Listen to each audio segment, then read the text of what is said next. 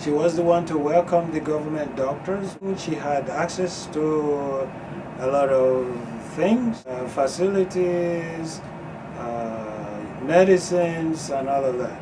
Okay? So she considered herself a very important person, and so did the men. So I knew some of the men themselves, yes, and I in contact regularly with the families, yes, so I know some of them. And such that relationship of respect was there, and so she could literally, help the federal government doctors to recruit the men and make certain that they stay in the study, because the study was presented as an opportunity, for them to get medical help. And they said it was a medical research project, a biomedical research project. It was not. It was a longitudinal study, if you will, at best, to see what happens when people die from syphilis.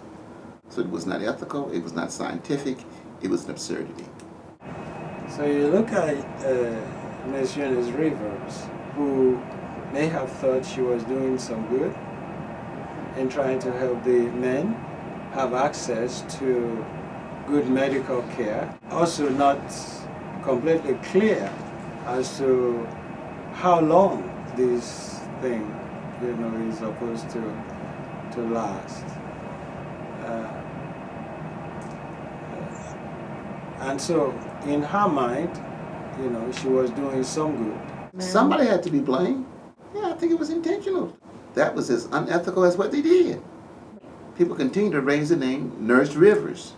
The issue that I want people to recognize is the relationship between nurses and physicians, the relationship between men and women, the relationship between African Americans and non-Hispanic whites.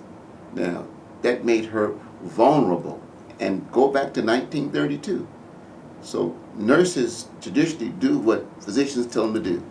So this was a time when it was considered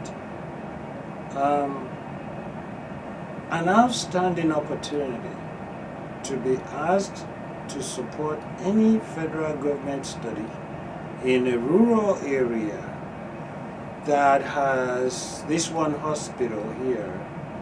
Of all the nurses that could possibly be asked, she was singled out. So you can imagine how happy she was, right? Historically, women have traditionally done what men tell them to do. She might even think that, who am I to question the physicians, right? Rural South, black folk have traditionally done what white folk told them to do. You take a black woman nurse in rural South, what would you expect?